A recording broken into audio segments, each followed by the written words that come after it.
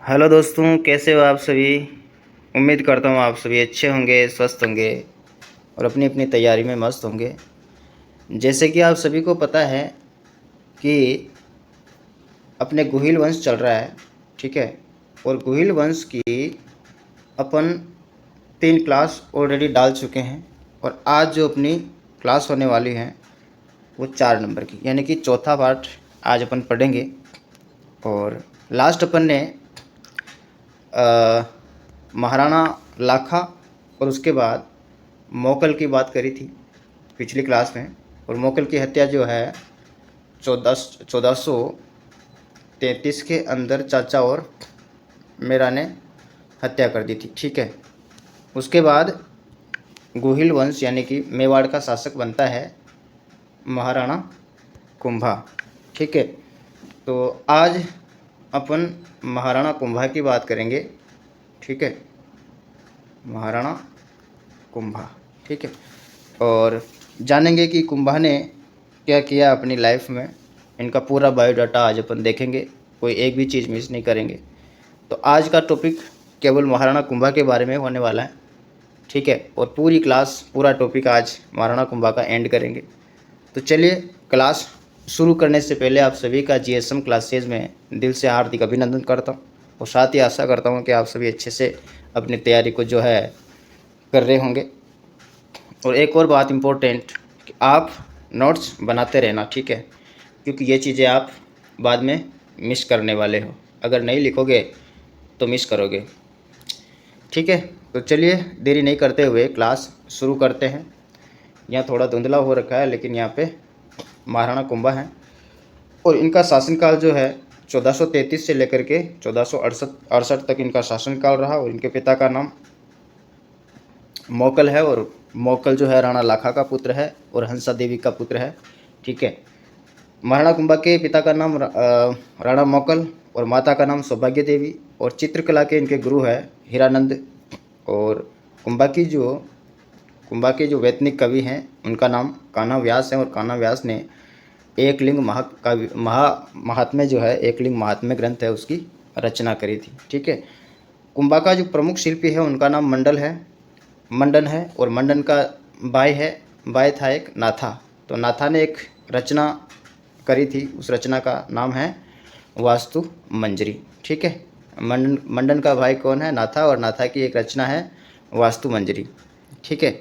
कुंभा ने एक स्वयं रचना करी थी, ये राजवर्णन ग्रंथ है, इसकी रचना स्वयं कुंभा ने करी थी।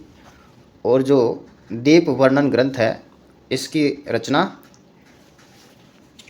महाकाव्य ये कान्हा व्यास ने करी थी, ठीक है, जो कि वैतनिक कवि था महाराणा कुंभा का, ठीक है। देखो, आपको इसी तरह से नोट्स लिख लेना, इसमें कुछ भी चेंज नहीं करना। मैं इसलिए बोल रहा हूँ कि मान लो आपके समझ में नहीं आ रहा हो, देखो मेरे हैंड राइटिंग यानी कि मैंने खुद अपने हाथों से ये नोट्स बनाए हैं, तो मान लो आपको कहीं किसी शब्द में पढ़ने में या समझने में दिक्कत आ रही होगी, तो इसी वजह से मैं आपको बोल के समझा रहा हूँ या बता रहा हूँ, ठीक है। बाकी आपको ऐसे के ऐसे लिख लेना है। पूरा जो है ये अपना महाराणा कुंभा का पूरा आधार कार्ड अपन बनाएंगे ठीक है। चलिए आगे बात करते हैं। महाराणा कुंभा के जो अन्य शिल्पी हैं वो हैं नापा, पोमा, पुंजा और जेता, ठीक है। और एक संगीतज्ञ पुत्री रमाबाई हैं और रमाबाई ने रामाकुंड व रामास्वामी मंदिर बनवाया था। रामाकुंड व रामास्वामी मंदिर बनवाया था। और रमाबाई जो है इसको वागेश्वरी की उपाधि दी थी। और वागेश्वरी की उपाधि जो है इसकी जानकारी जावर शिलालेख में मिलती हैं। और इनका रमाबाई का विवाह जो है वो श्रृंगार चौरी नामक स्थान पर हुआ था, ठीक है। महाराणा कुंभा स्वयं कवि एवं वीणा वादक थे। और कुंभा के प्रमुख शिल्पी मंडल की रचनाओं की बात करें तो इनकी ये 7 शिल्पी मंडन रचनाएं हैं, ठीक है। कुंभा का शिल्पी था ये मंडन, तो मंडन की 7 रचनाएं हैं। राजवल्लभ, शगुन मंडल, रूप मंडन, वैद मंडन और कोदंड मंडन, देवमूर्ति प्रकरण, वास्तु मंडल, ठीक है। ये 7 रचनाएं हैं मंडन की। और एक मंडन का पुत्र था, भाई की, मंडन का भाई कौन था, उसने वास्तु मंजरी की रचना करी थी। मंडन का भाई ये रहा, नापा, इसने वास्तु मंजरी की रचना करी थी। ठीक है, तो नापा ने वास्तु मंजरी की रचना करी थी। और इसका जो पुत्र है मंडन का, वो है गोविंद। और गोविंद की 3 रचनाएं हैं, उद्धार धोरणी, द्वार दीपिका और कलानिधि। ठीक है, तो ये मंडन के पुत्र गोविंद की 3 रचनाएं हैं। ठीक है, उसके बाद आगे बात करते हैं कुंभा की उपाधियों के बारे में। तो इनकी कई सारी उपाधियां थी, अलग अलग लोगों ने इनको अलग अलग कहा है। जैसे कि संगीत ज्ञान होने के कारण इनको अभिनव भट्टाचार्य कहा गया। विद्वानों का आश्रयदाता था ये राणा कुंभा, इस वजह से राणो रासो कहा गया। ठीक है, और गिरी दुर्गों का निर्माता होने के कारण इसे हाल गुरु कहा गया। और दान देने के कारण दान गुरु कहा। और धनुर्विद्या में निपुण होने के कारण इनको चाप गुरु भी कहा गया। छापामार युद्ध प्रणाली में जो है ये निपुण थे, इस वजह से इनको छाप गुरु भी कहा गया। उसके अलावा राणे राय रायण, अश्वपति, नरपति, शैलपति, महाराजा धीराज, परम भट्टारक, परमेश्वर और हिंदू सुल्तान कहा गया समवर्ती मुस्लिम शासकों द्वारा। जो इनके समवर्ती मुस्लिम शासक थे, उन्होंने इनको हिंदू सुल्तान कहा। उसके अलावा नाटकराज, तोडरमल और नंदीकेशवा अवतार। ठीक है, ये सारी जो है महाराणा कुंभा की उपाधियां हैं। ठीक है, लिख लो इनको। उसके बाद आगे बात करें महाराणा कुंभा की रचनाओं की, तो इनकी प्रमुख रचनाएं 9 हैं। ठीक है, और सबसे बड़ी जो रचना है इनकी, वो है ये संगीत राज। ये संगीत राज जो है इनकी सबसे बड़ी रचना है। और संगीत राज के 5 भाग हैं। प्रथम रत्नकोश, और दूसरा गीत, तीसरा वाद्य, चौथा नृत्य और 5वां रस। ये इनका संगीत राज जो इनका ग्रंथ है, तो इनके 5 भाग हैं। और 5 भाग ये हैं: रत्नकोश, गीत, वाद्य, नृत्य और रस। उसके बाद संगीत रत्नाकर का टीका, संगीत रत्नाकर की टीका, और संगीत मीमांसा, हरवर्तिका, सुर प्रबंध, कामराज रतिसार, राजवर्णन, चंडी शतक की टीका और रसिक प्रिया की टीका। ठीक है, ये इनकी प्रमुख 9 रचनाएं हैं। उसके बाद कुंभा की जानकारी स्रोत, मतलब कुंभा की जानकारी कहाँ कहाँ मिलती है, इसके बारे में अपन देखेंगे। ठीक है, तो कुंभा की जानकारी जो है वो एक तो मिलती है कीर्ति स्तंभ प्रशस्ति से, जो कि चित्तौड़गढ़ दुर्ग में बनी हुई है। और कीर्ति स्तंभ प्रशस्ति है, इसके लेखक कवि अत्रि व पुत्र महेश जो है इनके लेखक है कीर्ति स्तंभ प्रशस्ति के। ठीक है, इसमें कीर्ति स्तंभ प्रशस्ति में इनकी जानकारी मिलती है। दूसरी जानकारी मिलती है रणकपुर प्रशस्ति में, जो कि पाली के अंदर है। और रणकपुर प्रशस्ति के लेखक हैं देपाक। ठीक है, तीसरा नंबर जो है वो है कुंभलगढ़ प्रशस्ति। इसमें भी जो है महाराणा कुंभा की जानकारी मिलती है। और कुंभलगढ़ प्रशस्ति राजसमंद के अंदर है। और कुंभलगढ़ प्रशस्ति को महेश भट्ट ने लिखा था। ठीक है, और चौथी जानकारी महाराणा कुंभा की स्वयं की रचनाओं में मिलती है। ठीक है, चलिए आगे बढ़ते हैं। महाराणा कुंभा की स्थापत्य कला। अब स्थापत्य कला की बात करें तो कवि राजा श्यामल दास के अनुसार मेवाड़ के 84 दुर्गों में से 32 दुर्गों का निर्माण किसने करवाया? महाराणा कुंभा ने करवाया था। कवि राजा जो श्यामल दास है, इनका कहना है कि मेवाड़ के अंदर 84 दुर्ग है, 84 दुर्ग में से 32 दुर्ग जो है महाराणा कुंभा ने बनवाए थे। ठीक है, उसके बाद राजस्थान की स्थापत्य कला का जनक किसको कहते हैं? महाराणा कुंभा को। और राजस्थान की स्थापत्य कला का स्वर्ण काल किसके काल को कहते हैं? महाराणा कुंभा के काल को स्वर्ण काल कहा जाता है स्थापत्य कला का। ठीक है। और ये सारी जानकारी जो है किसमें मिलती है? वीर विनोद ग्रंथ में, जो कि किसने लिखा था? श्यामल दास ने। ठीक है। ये सारी जो चीज़ें हैं, 84 दुर्ग में से 32 दुर्ग कुंभा ने बनवाए। स्थापत्य कला का जनक कहते हैं इनको, स्वर्ण काल स्थापत्य कला का इनका कुंभा का रहा। ये सब जानकारी जो है श्यामल दास के ग्रंथ वीर विनोद के अंदर मिलती है। ठीक है। अब बात करते हैं कि महाराणा कुंभा ने जो है कौन कौन से दुर्ग बनाए। तो इन्होंने कुंभलगढ़ दुर्ग बनाया जो कि राजसमंद में है। अचलगढ़ दुर्ग बनाया जो कि माउंट आबू सिरोही के अंदर है। बसंतीगढ़ दुर्ग बनाया, ये भी माउंट आबू सिरोही में है। मचान दुर्ग ये सिरोही के अंदर है। भौमट दुर्ग उदयपुर के अंदर है। बेराठ दुर्ग भीलवाड़ा के अंदर है। और कुंभ श्याम मंदिर बनवाया। और कुंभ श्याम मंदिर जो है ये 3 जगह बनवाया था। एक तो बनवाया कुंभलगढ़ दुर्ग में, एक अचलगढ़ दुर्ग में और एक चित्तौड़गढ़ दुर्ग में। तो कुंभ श्याम जो मंदिर हैं ये कुंभलगढ़ दुर्ग राजसमंद में बनवाया था, और एक मंदिर अचलगढ़ दुर्ग माउंट आबू में बनाया था, और एक चित्तौड़गढ़ दुर्ग में बनाया था। ठीक है। और इनका चौथा जो है आठवां जो है वो विजय स्तंभ है।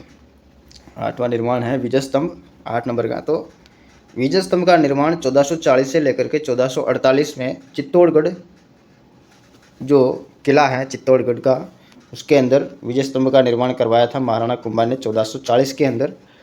और विजय स्तंभ जो है ये 9 मंजिला है। ठीक है। 9 मंजिला है और 122 फीट की ऊंचाई है और 30 फीट इसकी जो है चौड़ाई है विजय स्तंभ की। और इसके अंदर जो सीढ़ियाँ हैं वो 157 सीढ़ियाँ हैं। और इसके जो शिल्पी हैं वो शिल्पी हैं इसके नापा, पोमा, पूंजा और जेता, जो कि महाराणा कुंभा के प्रमुख शिल्पी है। अन्य शिल्पी है, प्रमुख शिल्पी तो मंडन है, उसके बाद ये अन्य शिल्पी है इनके 4, नापा, पोमा, पूंजा और जेता। चलिए आगे बात करते हैं।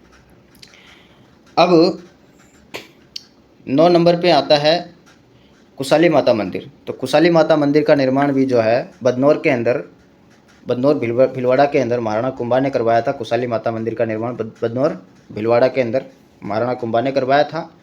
और चित्तौड़गढ़ दुर्ग को वर्तमान स्वरूप किसने दिया? महाराणा कुंभा ने दिया। और मांडलगढ़ दुर्ग का निर्माण करवाया भीलवाड़ा के अंदर। और भैंसरोडगढ़ दुर्ग का पुनर्निर्माण करवाया किसने? महाराणा कुंभा ने। और रणकपुर के जैन मंदिर जो है पाली के अंदर राणा कुंभा के शासनकाल के समय बने थे। ठीक है। जैन जो रणकपुर के अंदर जैन मंदिरों का निर्माण जो हुआ वो महाराणा कुंभा के समय हुआ था।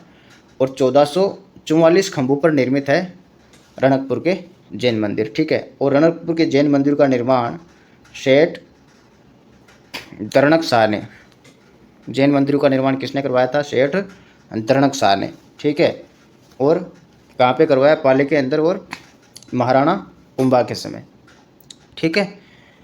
उसके बाद 1433 ईस्वी में जब महाराणा मोकल की हत्या हो गई थी या हत्या कर दी थी चाचा और मेरा ने, उसके बाद में 1433 ईस्वी के अंदर महाराणा कुंभा का राज्याभिषेक होता है।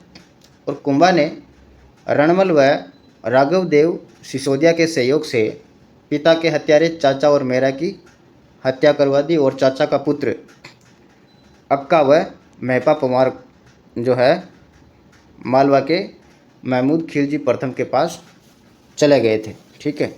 चाचा मेरा की हत्या करवा दी थी और चाचा का पुत्र है अक्का व महपा पवार जो कि महमूद खिलजी के पास जो है शरण में चले गए थे।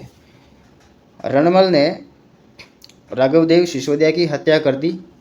और रणमल जो है मेवाड़ की राजनीति में हस्तक्षेप करने लगा था, इस वजह से महाराणा कुंभा ने उसकी भी हत्या करवा दी थी बारमली के हाथों जहर देके। ठीक है। तो आगे 1437 के अंदर सारंगपुर का युद्ध होता है 1437 के अंदर, और महाराणा कुंभा और महमूद खिलजी के मध्य होता है। ठीक है। मालवा या सारंगपुर जीत के उपलक्ष्य में विजय स्तंभ का निर्माण करवाया था महाराणा कुंभा ने। और महमूद खिलजी को 6 माह तक बंदी बना के रखा था। ठीक है। 1438 में महाराणा कुंभा ने रणमल की प्रेमिका भारमल के हाथों रणमल की हत्या करवा दी थी, क्योंकि ये मेवाड़ की राजनीति में हस्तक्षेप करने लगा था।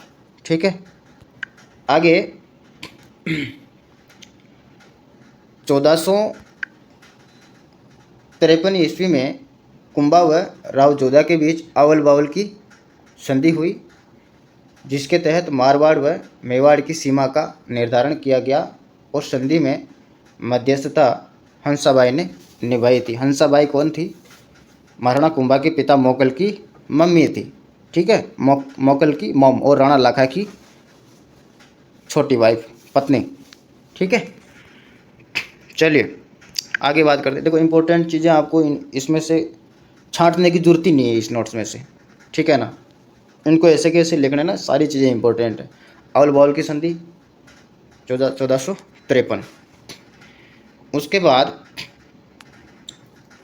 चंपारण की संधि हुई थी, और कब हुई थी ये? 1456 के अंदर। आवल बावल की संधि 1453 में हुई थी। ठीक है। आवल बावल की संधि 1453 में हुई और 1456 के अंदर चंपानेर की संधि हुई थी मध्य प्रदेश के अंदर। ठीक है। चंपानेर कहाँ है? मध्य प्रदेश में। तो चंपानेर की संधि हुई 1456 के अंदर, और यह संधि मालवा के महमूद खिलजी प्रथम व गुजरात के कुतुबुद्दीन ऐबक के बीच हुई थी। ठीक है। उसके बाद बदनौर का युद्ध हुआ था 1457 के अंदर भीलवाड़ा में। ठीक है। और अभी यह स्थान बदनौर कहाँ है? वर्तमान में ब्यावर के अंदर आता है। ठीक है। इसमें महाराणा कुंभा और महमूद खिलजी के मध्य यह युद्ध हुआ था, और खिलजी की तरफ से कुतुबुद्दीन शाह और सहसमल जो है इनकी तरफ से युद्ध किया था, और इस युद्ध में जीत होती है महाराणा कुंभा की बदनौर के युद्ध में। और बदनौर का युद्ध हुआ था 1457 में। उस समय भीलवाड़ा में पड़ता था बदनौर, और अभी ब्यावर में पड़ता है। ठीक है। बदनौर युद्ध की जीत के उपलक्ष्य में महाराणा कुंभा ने कुशाली माता का भव्य मंदिर बनवाया था। ठीक है। और कुशाली माता कहाँ है? ये यहाँ पे पढ़ाई है अपन ने, ये रहा कुशाली माता, बदनौर भीलवाड़ा के अंदर है। ठीक है।